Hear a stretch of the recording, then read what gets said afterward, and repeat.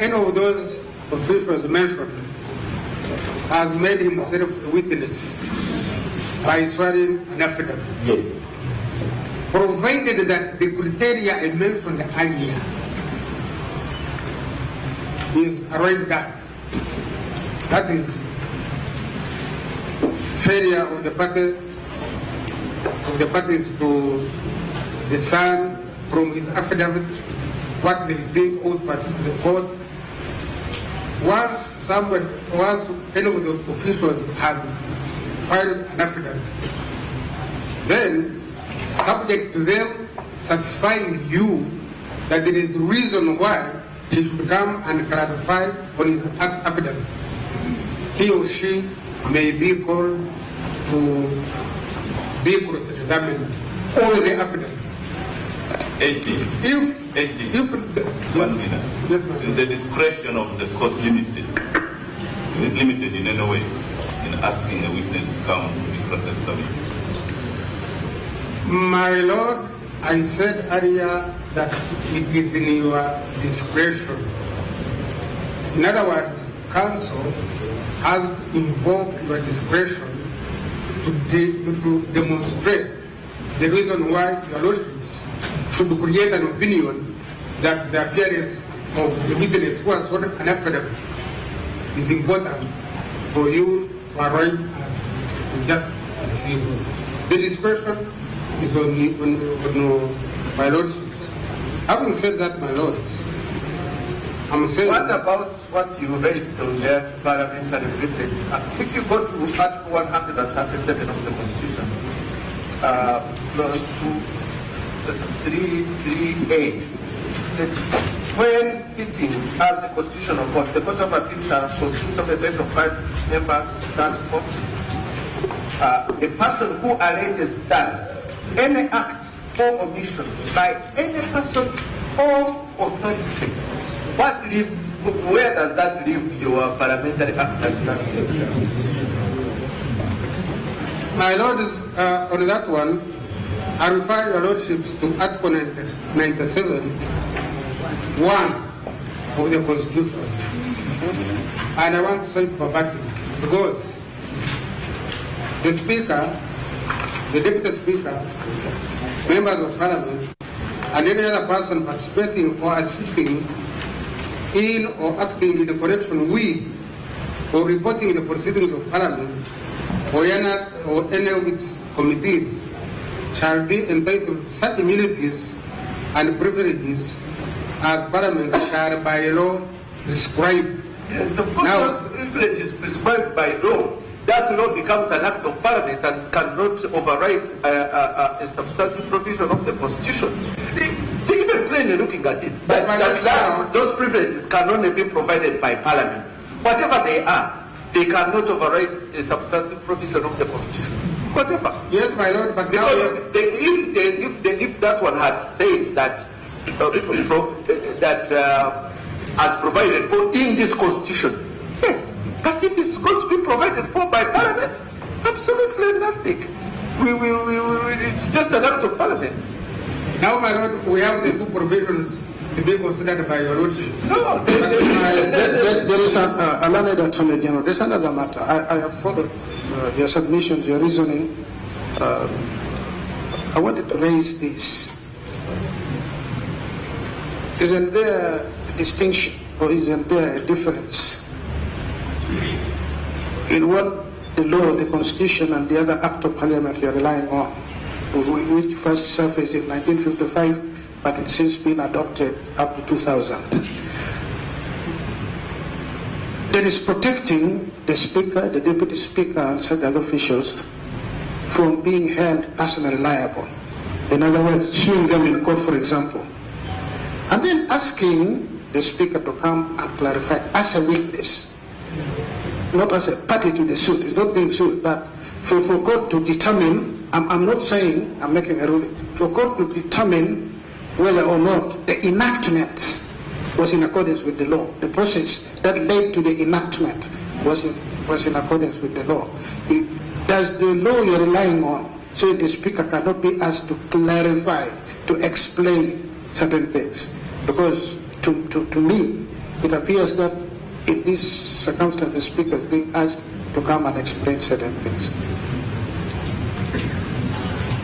The section, I said, section 25 talks about jurisdiction of the court.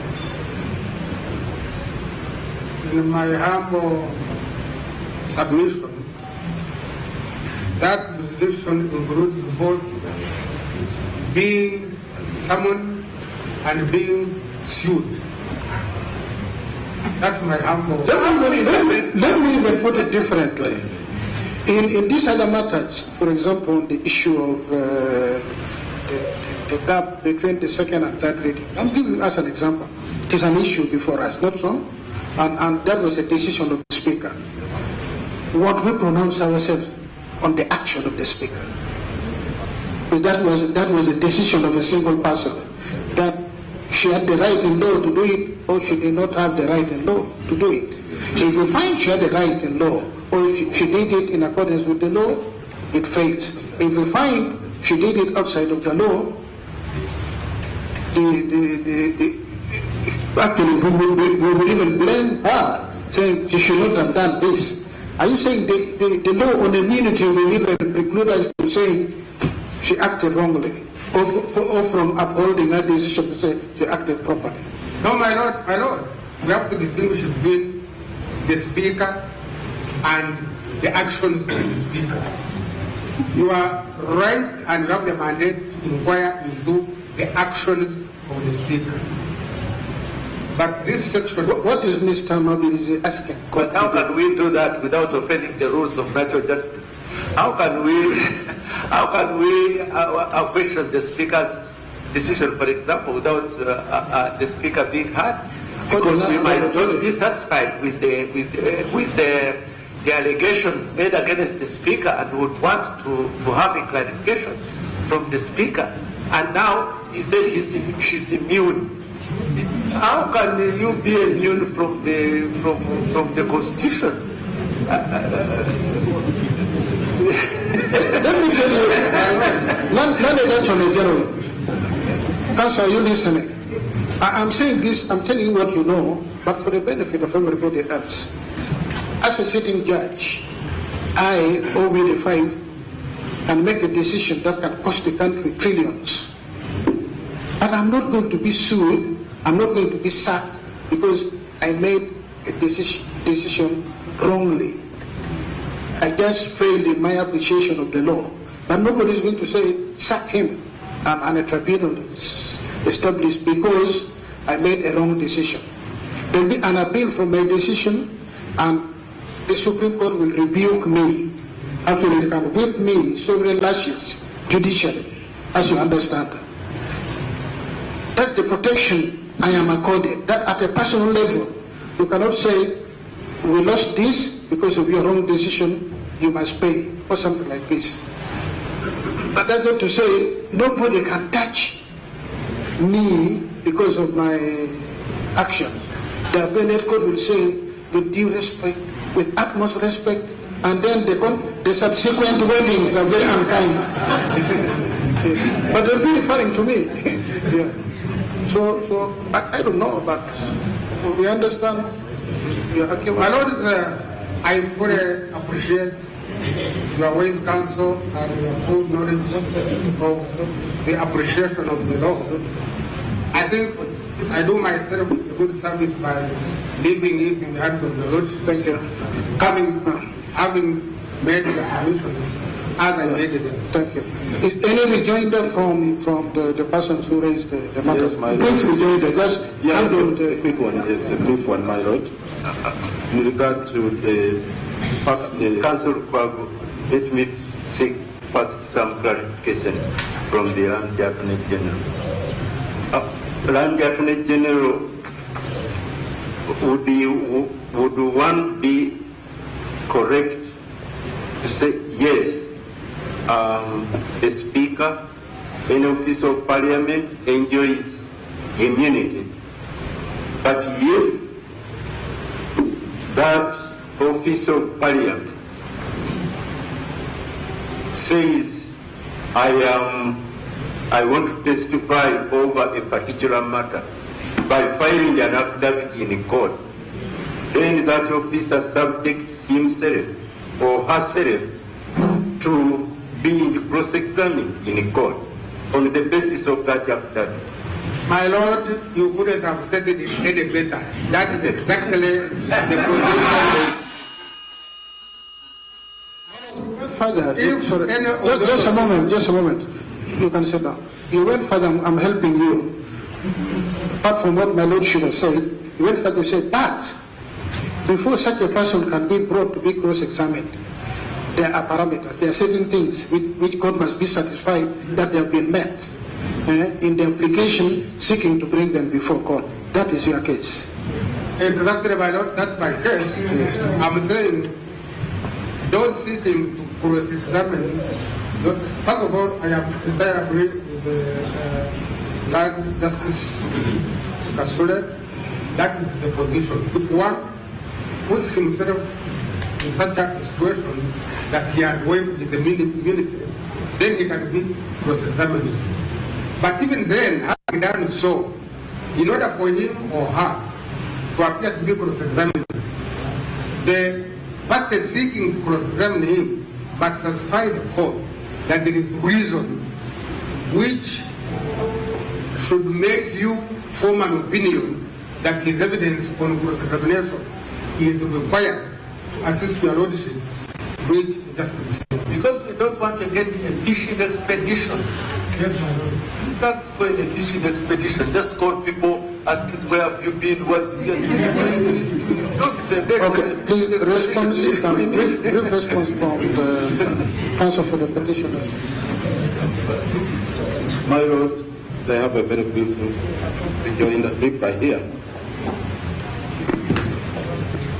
One, in regard to the Sechikubo decision, is distinguishable, my Lord.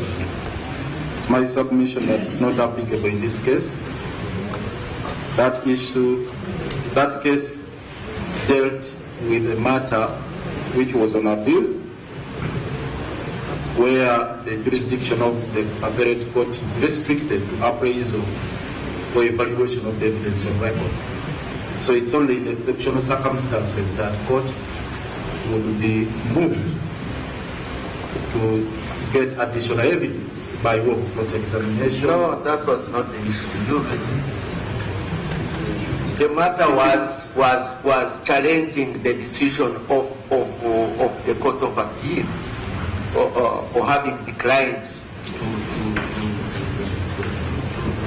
call witness for examination. And the Supreme Court said they are well within their right to do so, because it's not a question of just calling. They have to be satisfied that it is so required. Most of that, my Lord. But it was about the evaluation of evidence. And you see the Supreme Court as sitting as an appellate court in a constitutional matter is the first appellate court, because we are sitting here as a court of first instance. So the matter goes to the Supreme Court as the first appeal, in which case they have to reevaluate all the evidence as if they were trying the matter. It's not the second appeal. Well, much as it was a first appeal, my Lord, I appreciate all that. It was a first appeal, and this being a court of first instance, and in which case you are even given latitude to apply rules of the High Court in certain situations. That's the reason why the framers of this law envisage the situation that court has wide latitude to gather as much evidence as possible at this particular stage.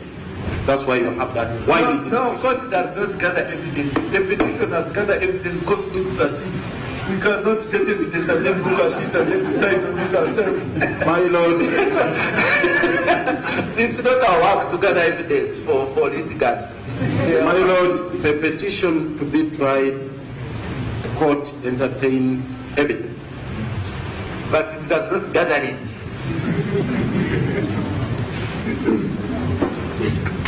Are you done? Not yet, my Lord. I feel like I should make my submission. No, you make. We are following your submissions closely. Why are you so removed? You be brave. Why are you today? You be brave. As a senior member, advocacy is about fighting.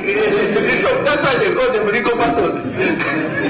as a member of the bar of serious standing, do not get up by stand your ground, do not be stampeded, do not be intimidated, stand your ground.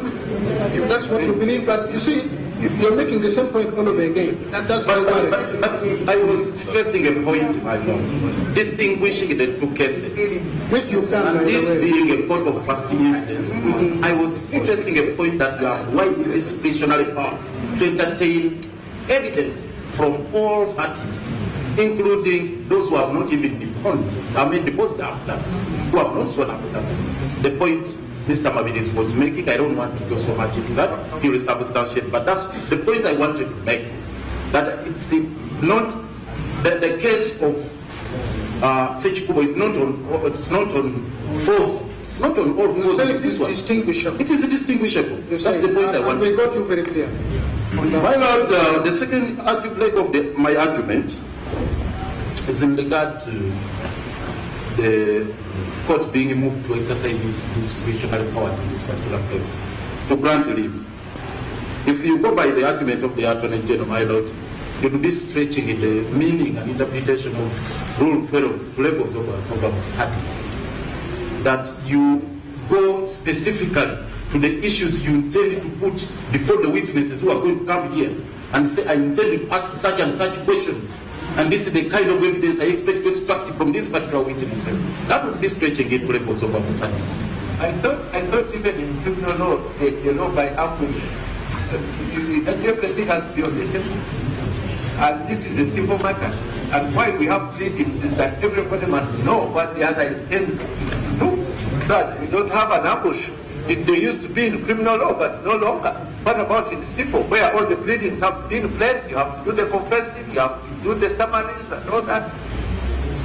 I think counsel, what would have expected is not to go into the details, but generally point out and say, in this area, we want to cross-examine in this. Maybe on each affidavit you just mention 2 or even 1, then that would be like demonstrating. What I did, my Lord, I substantiated the application by way of stating the relevance of these witnesses.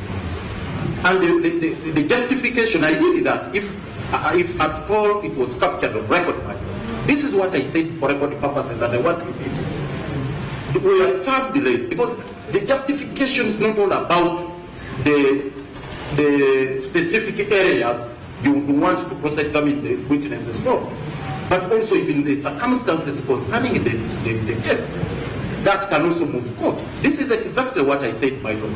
We are served these affidavits late.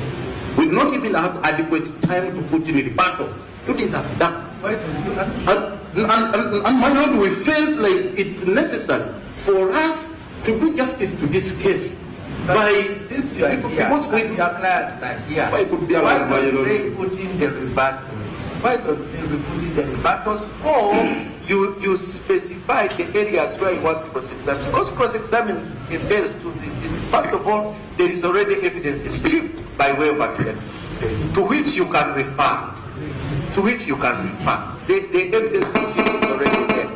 But for you to propose that the moment counsel stands up and says, like they do in election petitions, that I want to cross-examine 1, 2, 3, 4, 5, and they are produced. That's not the same here. It's not the same. Mr. Lokondo, just a moment. You see, you're now standing up in rejoinder. And you're going to submit repeating what you've done before. That's not rejoinder. The rules of rejoinder is very strict. You had the opportunity to submit. There was a reply. And if the reply raises any new matter or any new angle, in all fairness, you must give a rejoinder. So, the grounds you gave for seeking cross-examining so many witnesses, about 8 of them, was that you were served late. Last one even being Saturday, that would be 2 days ago, with these affidavits which you have issues with. Now, what my Lord is trying to tell you is, if that is the issue, then you would come before us to seek leave, an extension of time within which to make a rejoinder, because you have a right of rejoinder, and we know the circumstance under which this was compressed so that we can begin today. What the learned Attorney General has raised, which I wanted to hear from you, all these other matters are not important, is that, yes, you can cross-examine those 8 whose affidavits are on record by way of reply. But before we can grant you that leave, you should have, not that you must now do it, you should have, when you were moving us, stated that the reason we want Gerald David Muozi, Frank Musiga, Asman Mugenyi, is because of this. These are the areas we seek to cross-examine each one of them over. That's what the learned Attorney General presented before us. If that is wrong, we know. I want to hear from you that no, this is a misrepresentation, or the Attorney General is wrong, plainly wrong, and then we make a decision. All these other matters you've submitted on. I thought that's the only serious matter. And then, of course, he talked about immunity. 2 things. If I were you, 4 minutes I would be done. Yes. I'll do it in 2 minutes, my lord. Thank you. One, I've stated that interpretation is wrong. The interpretation of the web. That we have to go into the specifics of what we intend to raise during cross-examination. That is what we have stated, my lord. These particular witnesses have affidavits of record, and they are amenable to cross-examination. That's what. 2, that what is enjoined the powers to look at those affidavits. He said, these people have sworn affidavits, yes, and we intend to check the veracity of what they have gone to in these particular affidavits, the issues they have raised. And that's why we pointed out this. So I think the justification, my lord, in this particular case, isn't. If in the interest of court, of interest of justice of this case, what is deemed that it's not adequate, there would be no bar, my lord. And I would request you be flexible enough to say yes, if that is what the Attorney General wants. And I may be stopped from going into that particular area to bring out those specifics. What still has the discretionary powers to give that brief and say, okay, if that is the issue, point out to those particular areas. I would gladly do that. Secondly, my lord, the final submission. The final submission, my lord, on the issue of immunity. Nobody is above, is beyond the reach of this honorable court. If my lord will be setting a very, very bad precedent to say that people enjoy immunities and they cannot be summoned by court, even if it is the president of the Republic of Uganda. He is immune against prosecution, is immune against civil suits, but where he is required as a witness, court has got powers to summon him. So you cannot say that the speaker is beyond that, that the clerk of parliament, that the officials of the court. I'm glad that Justice Kapun. No, it is not that he was saying, he was referring you to the law. So you address the law, saying, these people don't address the Attorney General. It's not the one who was speaking, it was the law.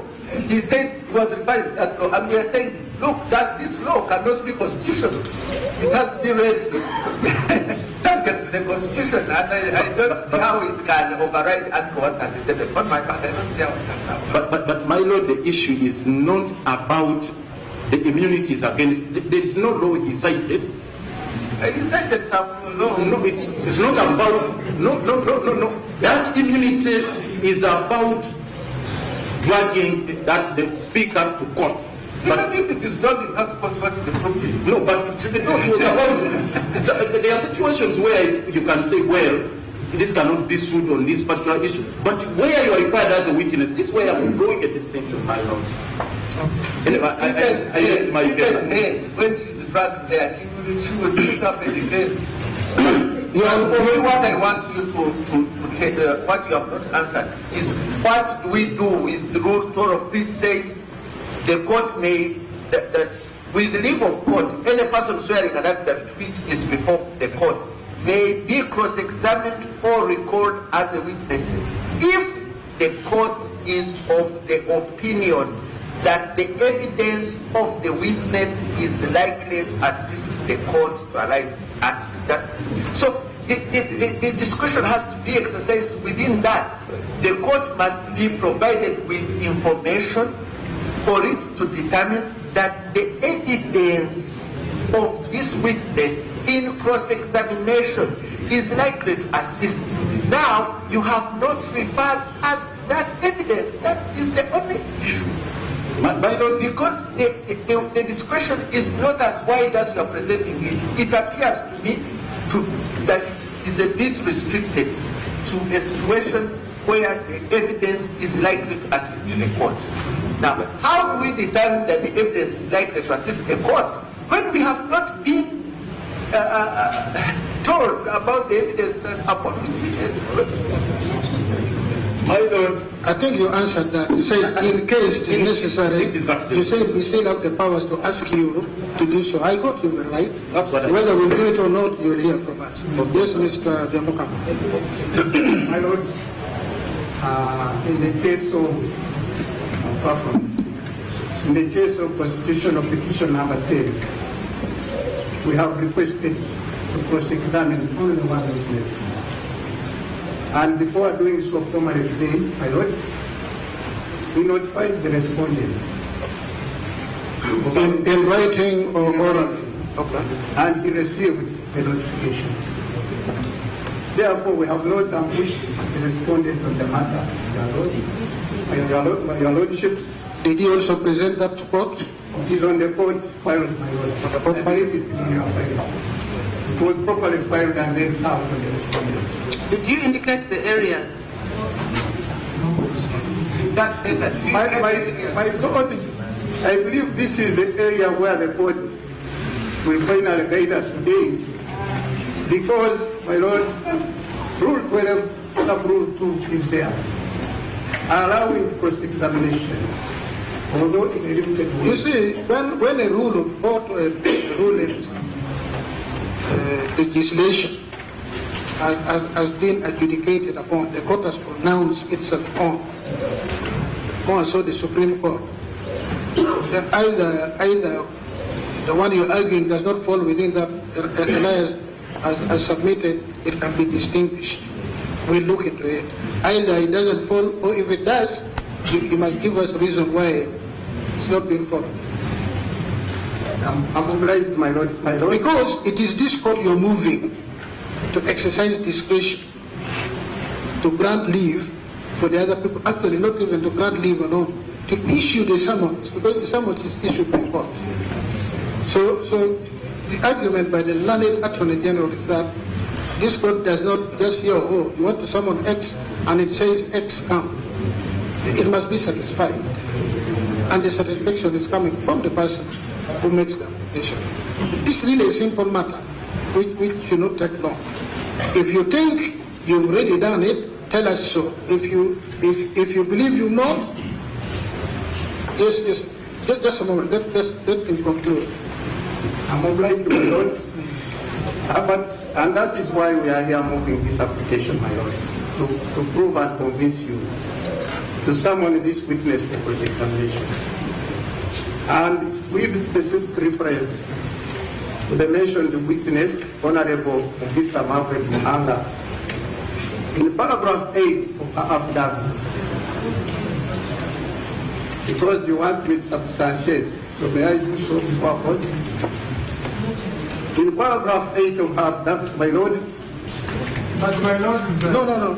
Counsel, just a moment. You can't have Counsel, you made your application, say you want Petitioner, Honorable Petitioner Margaret Muhanga, MP for some place in Kabarole, as far as I can remember, to come for cross-examination. The Attorney General responded and said, all these applications for cross-examination fails one test. He said two. The first test is no reasons have been given. And when you're trying to be, you see him shooting up with indignation that why am I even allowing you to go that far?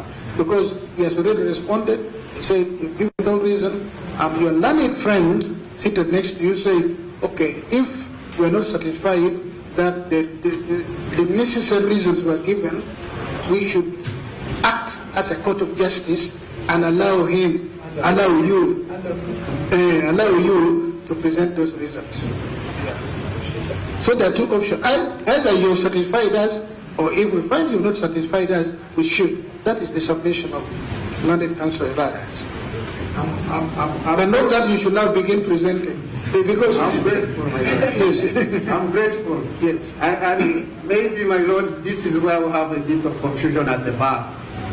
How do you substantiate? Because, my lord, once a witness has sworn an affidavit and filed it in court, that witness puts himself or herself in contention concerning the matters before that. No, that has been conceded. You're taking us back. Right. The learned Attorney General has said in so many words. See, for him, the contention is there are two pivots. The first pivot is fine. He's brought himself or herself in court as a deponent for an affidavit evidence. Before you can cross-examine that person, you seek leave of the court. And before the court can grant you that leave, you must satisfy a court by saying, we would like to examine this witness over this area, the specificity, over this area, this is what he has submitted. We look at the authority, we wish to examine over this area.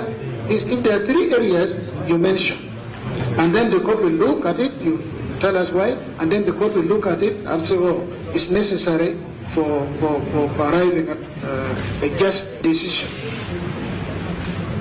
But not to list that, according to him, not to say, we wish, it's already before court, we wish to cross-examine. As simple as that. I'm obliged by all the guidance you are giving us, my lord. Yeah. For here at the bar we are learning. However, in the particular case of constitutional petition number 10, my lord, Yes. the Attorney General was notified, and he would have raised or requested these particulars. No.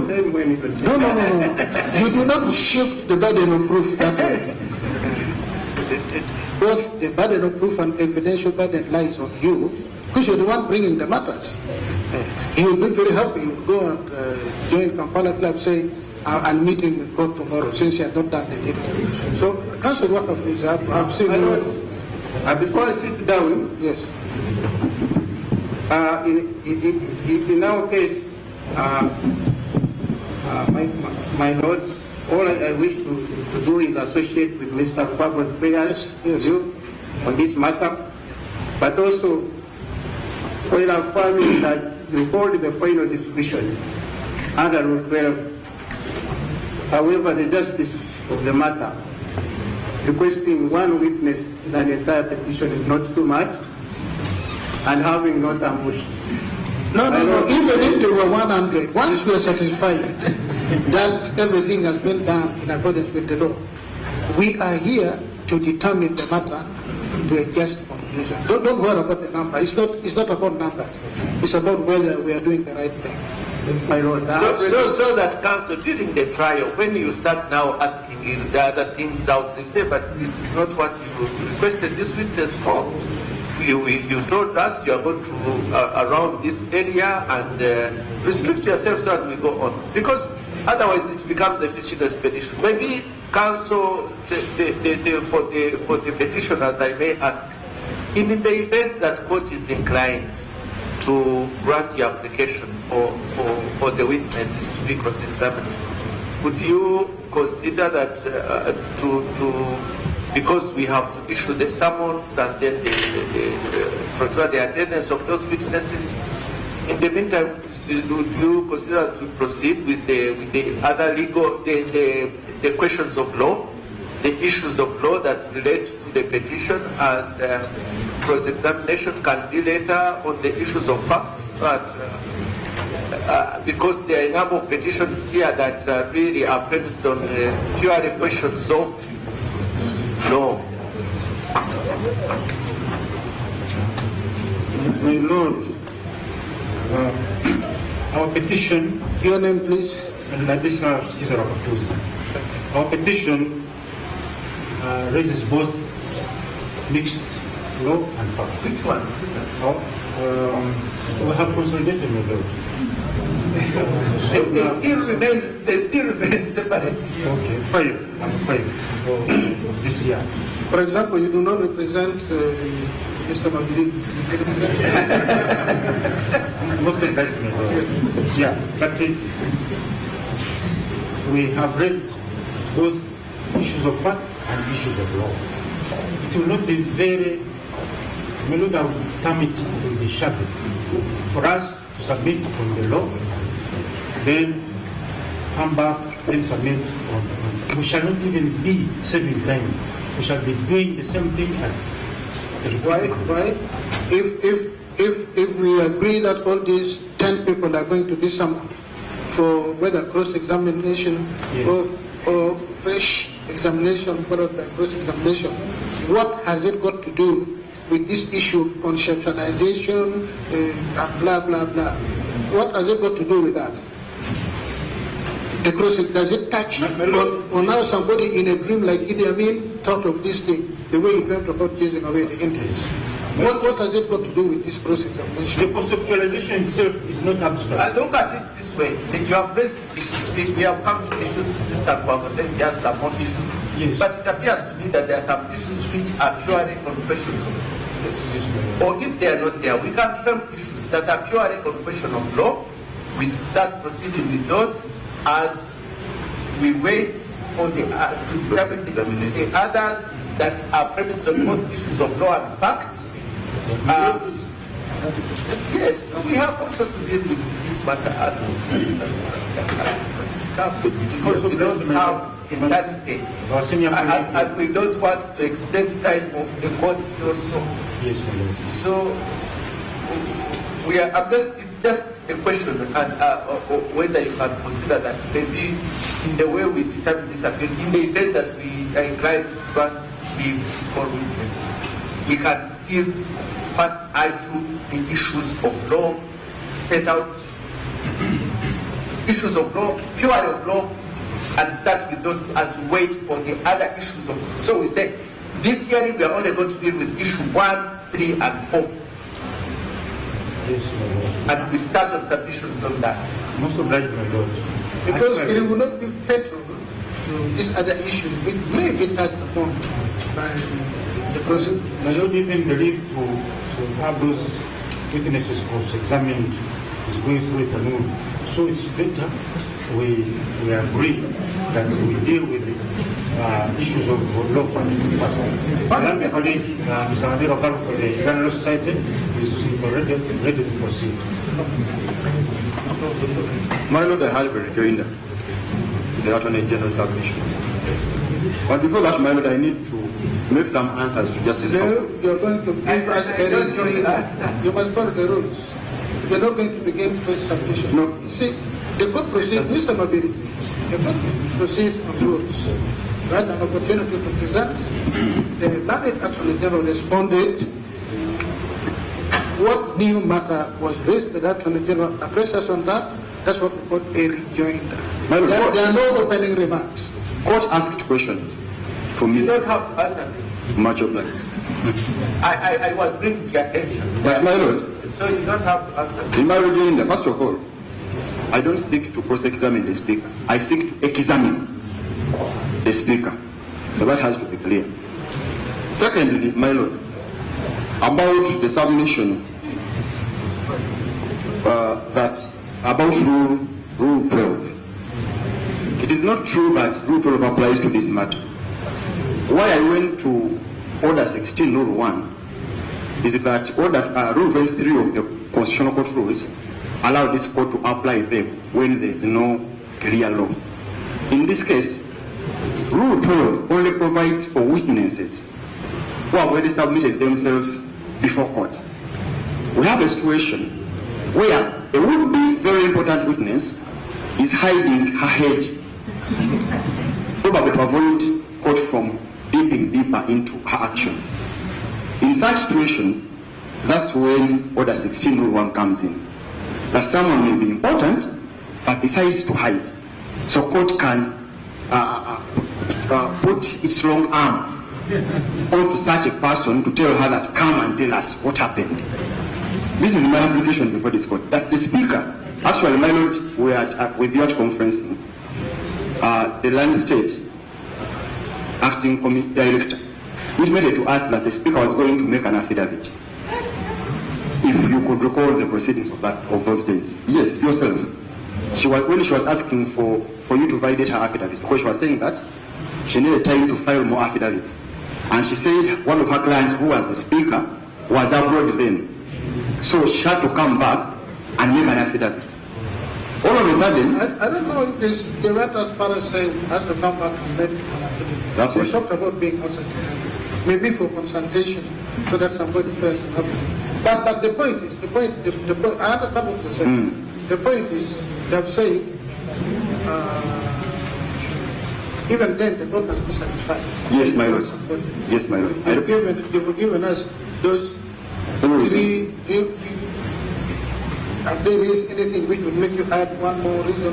The immunity. Then the immunity. The immunity. Address us on the immunity. My lord, that section does not stand the test under Article 274 of the Constitution. 174. What does 274. 274. Yes. What does it say? It says, subject to the provision of this article, the operation of the existing law after the coming into force of this Constitution shall not be affected by the coming into force of this Constitution, but the existing law shall be construed with such modifications, adaptations, qualifications, and exceptions as may be necessary to bring it into conformity with this Constitution. So reading this article, the 1952 law she's referring to has to be construed in line with this entire Constitution, but particularly Article 137 of the Constitution, specifically sub-Article 1, where this court is seized with full jurisdiction to inquire into any matter dealing with interpretation of the Constitution. And in this case, it's my submission that this speaker is very paramount to help you inquire whether the law was properly passed. My lord, this Constitution, if you interpret it as a whole, you will discover that in the whole of it, there is one person who is immune. That's your president under Article 98 of the Constitution. So had the framers intended that even the speaker would be immune, even the clerk would be immune, they would have put it here. So my lord, I submit that. About Article 97. Article 97, my lord, again, does not prescribe that the speaker shall be immune. It tells Parliament to make a law to provide for immunities. But my lord, under Article 2, that law must conform with this Constitution. So if they make a law which says the speaker shall never appear in court, yet under the Constitution, courts must exercise their jurisdiction, that law would be null and void to that extent, my lord. And it's my submission that that law is citing is null and void to that extent, that particular section. Okay, thank you. My lord, that's when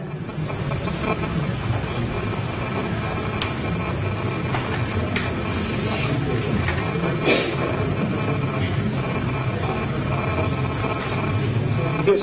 lastly, my lord, when I was trying to make my applications to cross-examine those who have returned affidavits, I was advised that Mr. Lukwago had made one. But what I'm seeing is that the mode of his application would affect my application. Because for me, I had the reasons why I wanted them. And now it's being roasted that he did not have to do this. So I don't know, my lord, how you are proceeding. If you may allow me to give my reasons, because I wanted to make my own application with reasons. But now the turn of things seems that You gave 3 reasons. for the speaker. Yes. But when I was trying to talk about the clerk, the sergeant at arms, General Mohozi, my lord Justice Kakul said Mr. Lukwago has already stated that. But now he did give reasons, yet for me I had my reasons here. Thank you, Mr. Mbale. We've taken you on record. must You're on oblige. record, so it's okay now? Fine. Must oblige.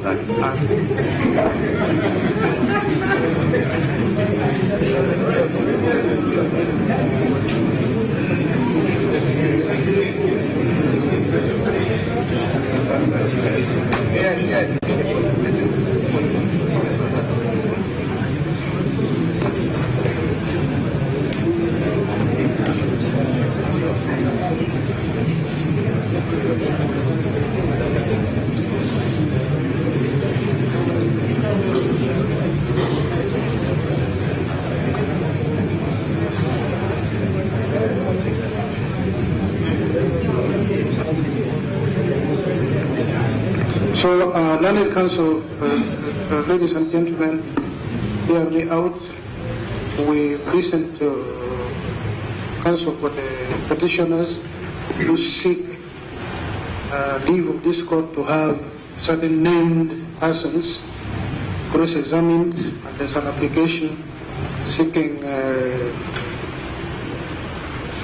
person who was not a witness yet to be called to give evidence on certain matters which were given on the record, so that this court may come to a just decision. We've heard from both counsel for the petitioners, or one of the petitioners, heard from the learned Attorney General. We will pronounce ourselves when the court resumes this very afternoon. I'll give the specific time when the court will resume. We will certainly give a ruling, and one way or the other will move on. But before I adjourn this matter to later this afternoon, I want to say 1, 2, 3 things to go further about, which are very important. I've been keeping it so that we deal with these preliminary matters, and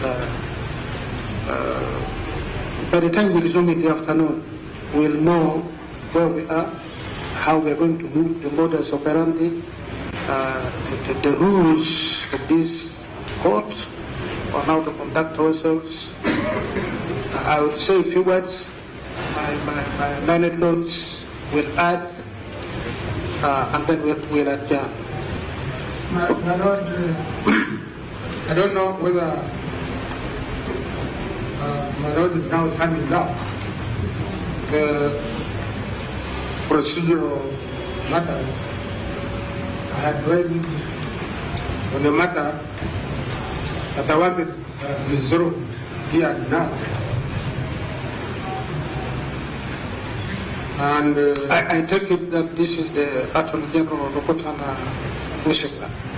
Yes, my Lord. Yes. I still So remain every the same. time you stand up as counsel, you must name yourself for the sake of record. My Lord, there are 2 letters on record whose contents are in public domain, authored by Petitioner, maybe is Mr. Mariposa, authored by Petitioner, Learned Attorney General. Mr. Mariposa. No, I understand you. Please sit down. No, sit. One, the letters are not on record. Mr. Mabilisi did not move courts. The letters which were written to the Deputy Chief Justice as head of this court, but there is no application before this court with regard to those letters. And this morning, Mr. Mabilisi was very, very clear that is not proceeding with what he had intended to. So let us be very careful about a letter which is written and then a matter which is brought before court for action. I'm not aware there is one. Mr. Mabilisi was very clear this morning that among the applications he had wanted to raise, he had 3, the other ones he had intended to raise certain applications. I don't know what those applications were. He's not raising them. If you're talking about the letter written to the Deputy Chief Justice as head of the court and copied to counsel, and I saw it flying everywhere, it's not before court. It will be tricky for me to handle it. It remained in the administrative track. Yes. Well, I said the record just because I saw court seal. No, it had to be received. It was a court stamp. But I would be... Even when you come to my chambers, learned Attorney General, I'm sure you don't walk through. There is a seal of my secretary informing me that the learned Attorney General said that is a receiving seal. So when a document comes, I remind my Lord, but there is on court record, there is nothing like that. and I want it on record that he has now withdrawn those letters. How does he withdraw from court what is not on court record? Because it is not. But, It is not on court but my record. Lord CJ, these matters have been in the social media, in the electronic media, and in the print media. And these matters touch some of us would certainly want to have a meaningful statement about them. If they are not being taken on, then he should clearly say If that the learned Attorney General had not interrupted and waited for us to finish, he may not have raised this. But the truth of the matter is that that matter is not in court. They are written, and I'm certainly touching it in my statement. Yes. I am much obliged. You jumped. So, learned counsel of the bar, ladies and gentlemen, I want you to get me very clear.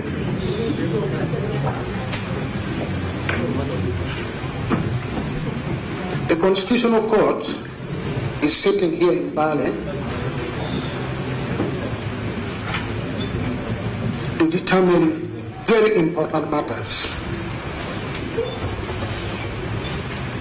that have been brought before court by concerned persons regarding the manner the Constitution of Uganda has been handled.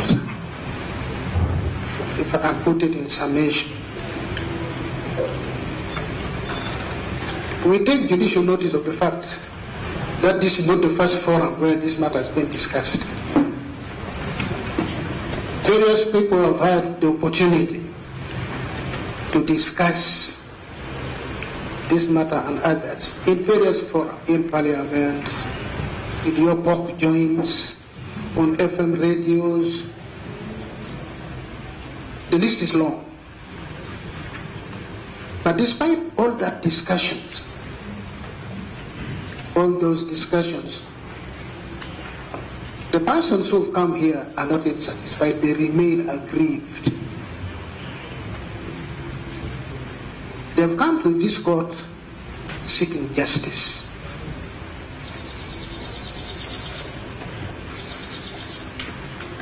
I want to give each one of you the assurance the Constitutional Court of Uganda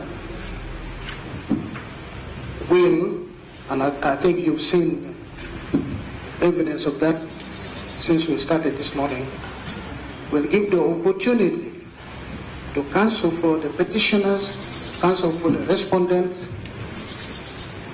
to present their case to the best of their ability. The Constitutional Court will handle this judiciously and judicially, and this court will not suffer anyone who will bring politics in this court hall. You've done it elsewhere. You've run here saying it did not help you.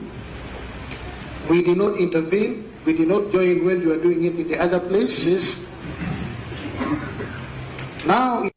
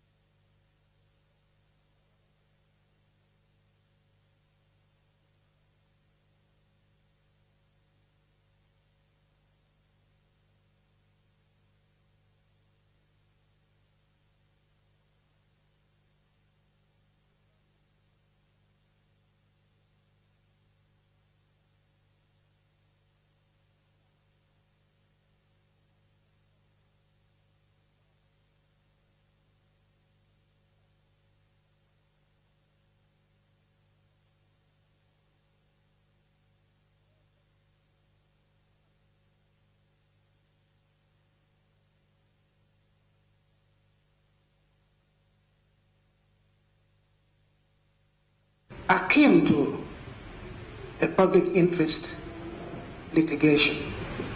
It's not only these 5 or so petitioners. The eye of the country is on us. They want to know what the court will decide, and we will indeed decide. Our conscience is very clear. And I speak as head of this court. I'll be the first person to throw out any person who seeks to politicize this process, which is purely judicial, very easily. And then we continue with the process. You've spoken elsewhere, as I said. You now come before us. We have our manner of speech. We have our manner of doing things. You've got to abide by them. We'll do everything here in accordance with the law. If you're not happy with the outcome, there's a court above us, which will either agree with us or will rebuke us, and life continues. The other which I want to raise,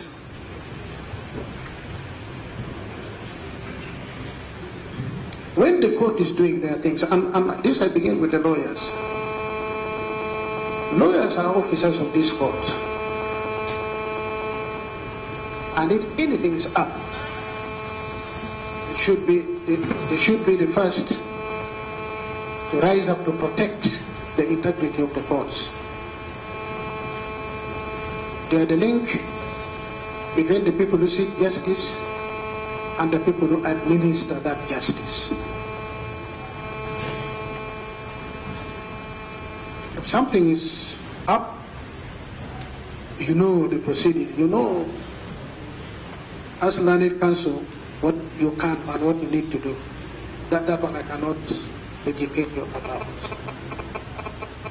For the ordinary public members who are not members of the legal fraternity, legal profession, this court belongs to the people of Uganda, and the constitution is very clear. We administer justice on behalf of the people. The authority comes from the people. And the people who man this court come from the people.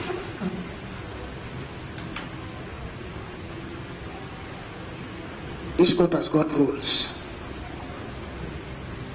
If you have issues with this court, if you have issues with any person, the Deputy Chief Justice, or the Justice of Appeal, Justice of the Constitutional Court, you can still be very firm.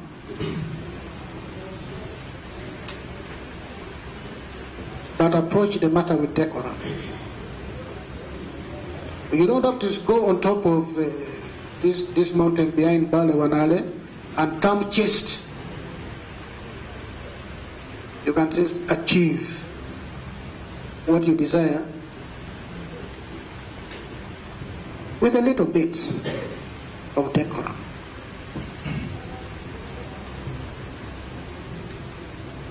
It's a very dangerous thing, by the way, to make certain allegations. We all know how to read and write. We all know how to make allegations or assertions, but it's very dangerous. If you bring the courts of judicature down, it's like for democracy. They say democracy is very expensive, but you can only say that when you don't know the alternative to democracy. When you know the alternative to democracy, then you'll say, no, actually, there is no cost to democracy. Similarly, if you tarnish this court, I'm not saying you should not challenge our decisions or whatever procedure we adopt. Please, the procedure for challenging it is there. That's why there's a appellate court. But if you just lightly, for everything you think somebody has spoken, then listen, you should be making serious allegations against court. Me, I don't say against judges of the court, because it's against court.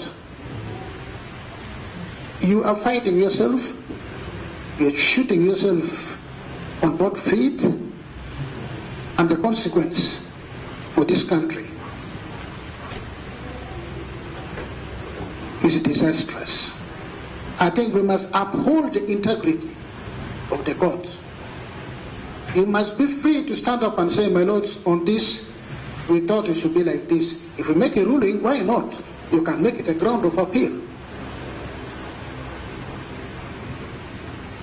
I thought I should mention this because it is very important. At the end of the day, we are going to pronounce ourselves. If you are satisfied, you congratulate yourself. If you are not satisfied, you appeal. But this practice of, and I need to say this because I wanted to say this with the lawyers around. One of the parties wrote a scathing allegation. The one I said is not on court record. That was written to me. And copied to the other counsel representing the other petitioners. And from one of the counsel to whom it was copied, it went into, you call it what, social media? You young people, you call it what, social media? I was born before those things. But I see my children now on it all the time. I could not believe. I think all of us here, Justice Kakuru, myself, Justice Kasule, the three of us did private practice.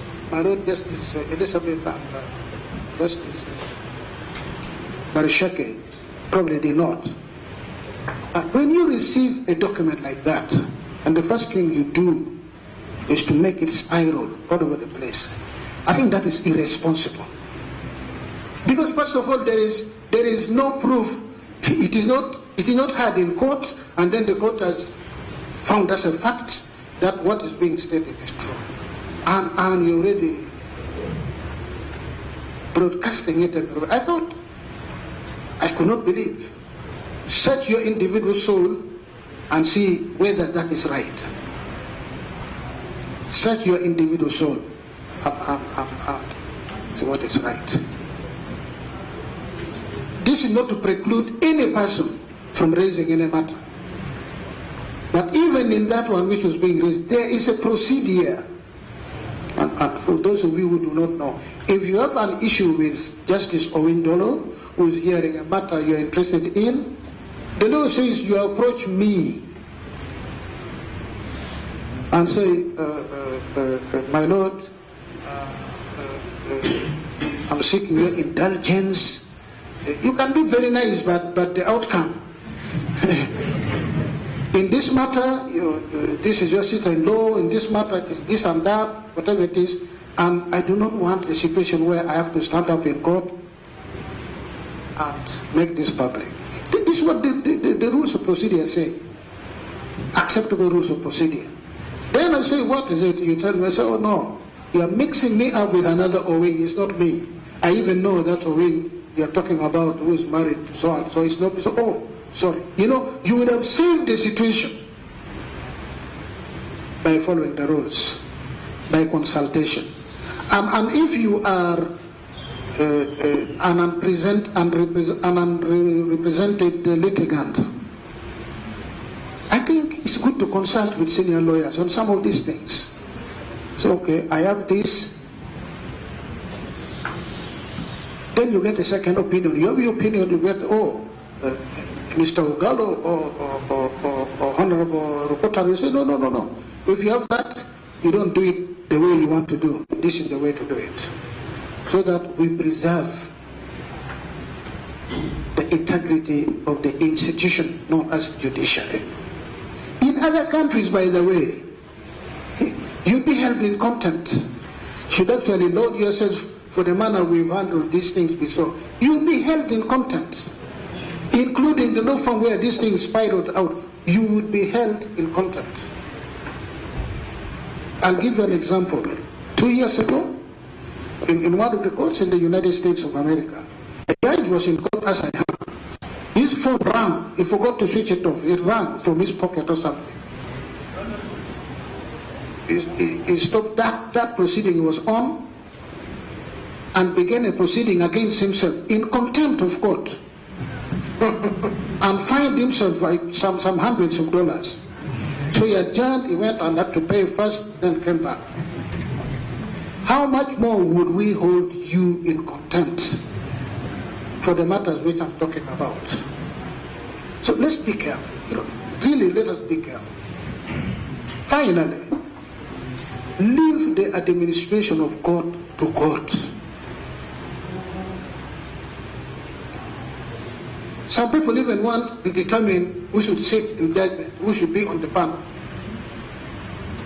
And yet when they go to Molago for surgery, they cry for a doctor. They don't say, it has to be Okello, it has to be Musoke, or whatever it is. When your tooth is, you feel pain everywhere, you just want a dentist. You don't go and determine at all costs it must be this. So leave the administration of the judiciary to the judiciary.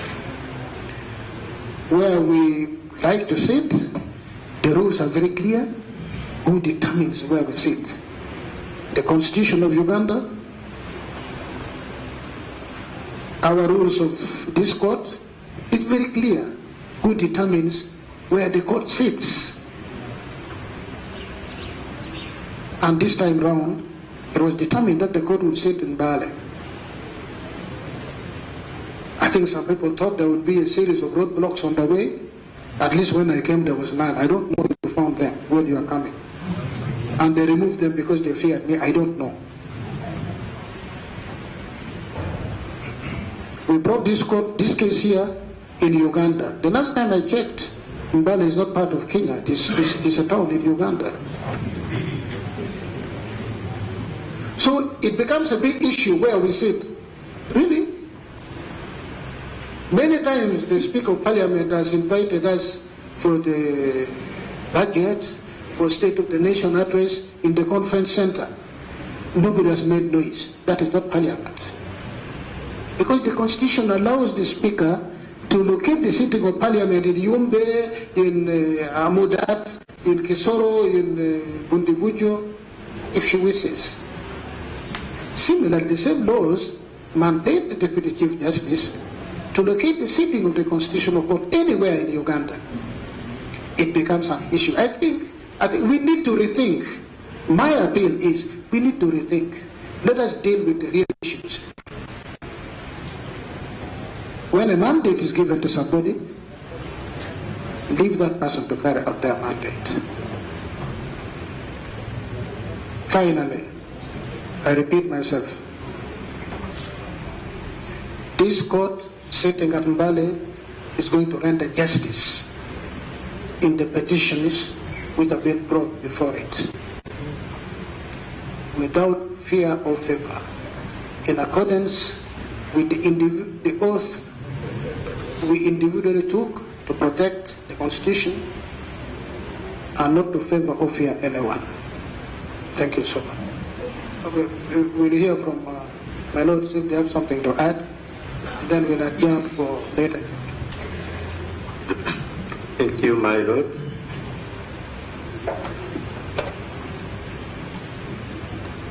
I just want to add to what His Lordship, the head of this court, has said.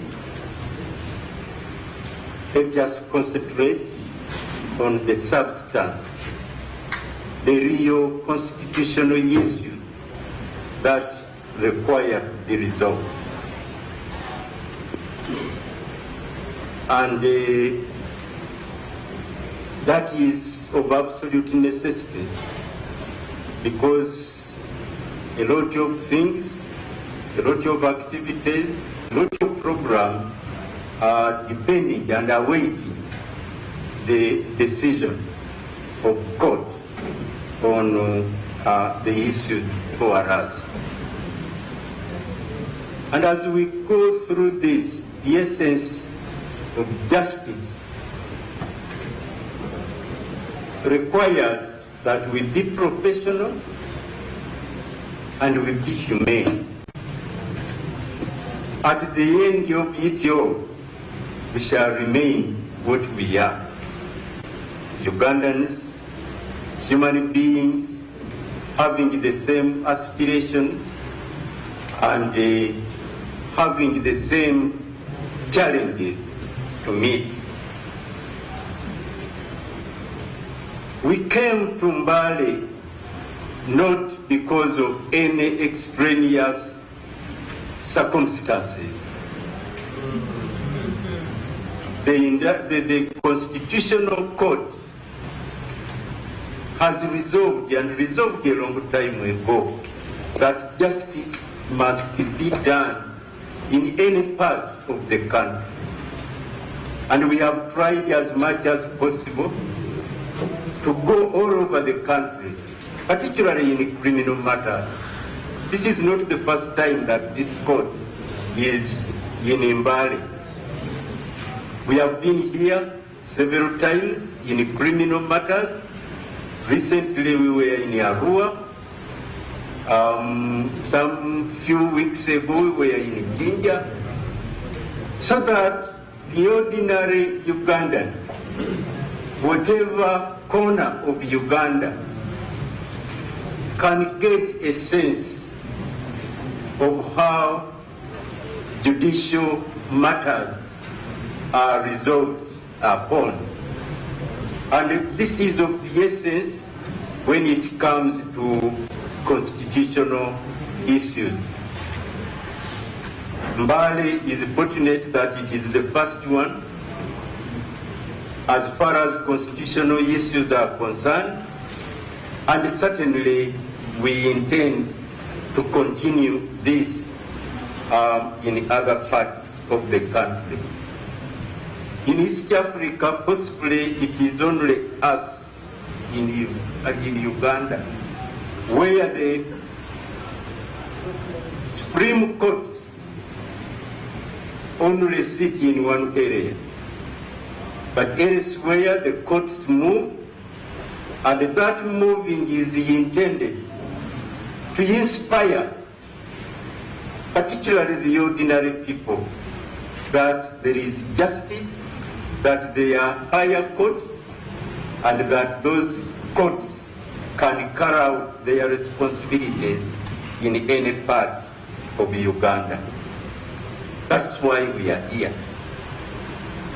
Now, as far as these proceedings, and we did, and we have continued to appeal, security forces, administrators, and whoever has the necessary authority to guide one way or the other. Let the ordinary people access us. Let the ordinary people be able to follow the proceedings. And indeed, we would request, let no other court business be stopped just because we are carrying on. That's why we are here. And let us, as we continue, concentrate on the substance. Let us be professionally, let us be humane to each other, and let us, as much as possible, save time so that we can make the ultimate decisions in the shortest time possible, but ensuring justice being done to our constitutional development. Thank you. Thank you, my Lord. Just to associate myself with the remarks by my brothers, and just to add that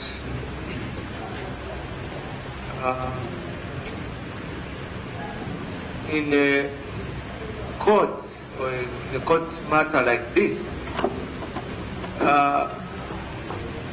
it is important that both parties do not lose the focus which brought them to court.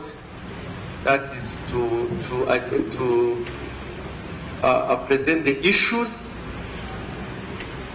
the substantive issues, focus on them, narrow them down, and hit the nail on the head, as the saying goes. There is a tendency in a matter like this, because you say constitutional court really determines political issues, to bring emotions and our own perceptions in court, and that has a danger that it can derail the teams, the legal teams for the petitioners and the respondents, and they end up taking a lot of time on irrelevances, and it's a big danger that I must state. Observe, this is what we call art of advocacy. Art of advocacy is ability to convince courts to look at the issues the way you would like them to look at, and that's important. But it's not about playing the gallery, looking at the cameras and all that. Focus on the issues, articulate them. We all have our own opinions on the law. Try to convince the judge in the best way you can to look at the matter in the way you like the judge to look at it. Briefly, try to be brief. I think we have a local saying that it's not the amount of words that one says that results into a favorable decision. You can get a favorable decision without having to say so many words. Lastly, that this is a public interest matter, and the parties, whether it's Mbale who has brought it as a private individual or it's Uganda Law Society, the matters we are adjudicating upon touch on the lives of each and every Ugandan who is born and those who are not even born.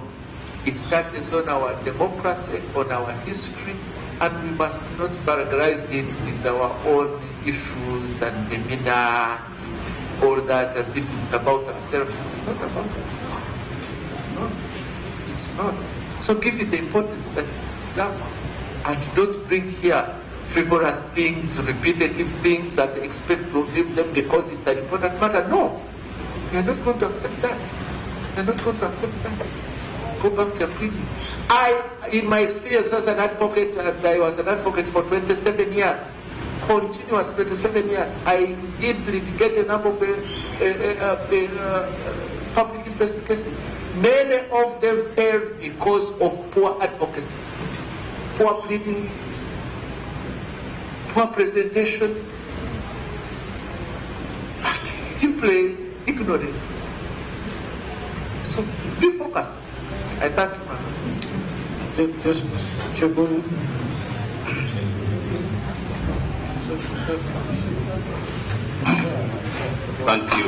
Thank you, DCJ.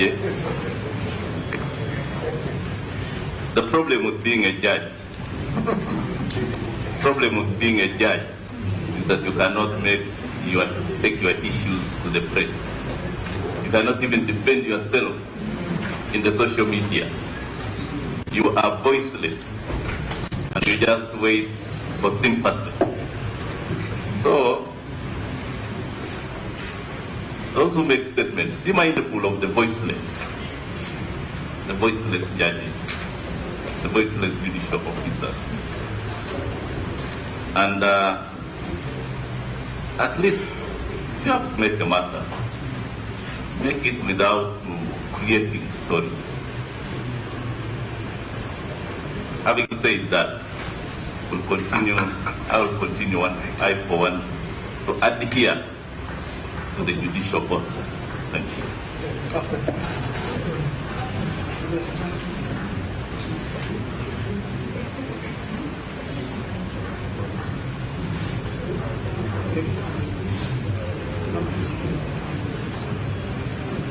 Thank you so much. I just say nobody should be intimidated. We don't get offended. We just wanted to clarify on certain things. So don't say, oh, this touches on me. They may now determine things adversely. No, we don't do that. We don't take offense. We're not doing this because of ourselves. We're doing this because the judiciary belongs to the people. What is yours, it is mine. And without it, there's no society I know of which does not have, even the primitive societies, which had no parliament, which had no known leader, still had a form of conflict resolution. That was their judiciary. It's very important, but that's for another day. So we will adjourn the hearing to 3:30 in the afternoon. For further hearing. Thank you so much.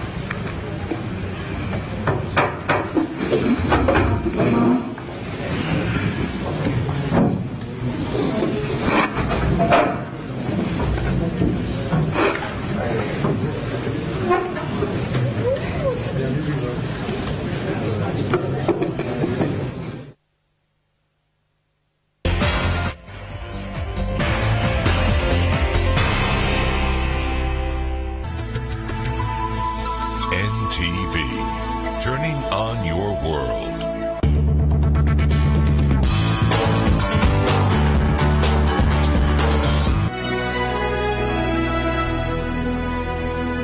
Prudential, with over 170 years of existence. Don't worry about your child's future education. Be happy with True EduSave and let's face life together. Turinawi. Prudential.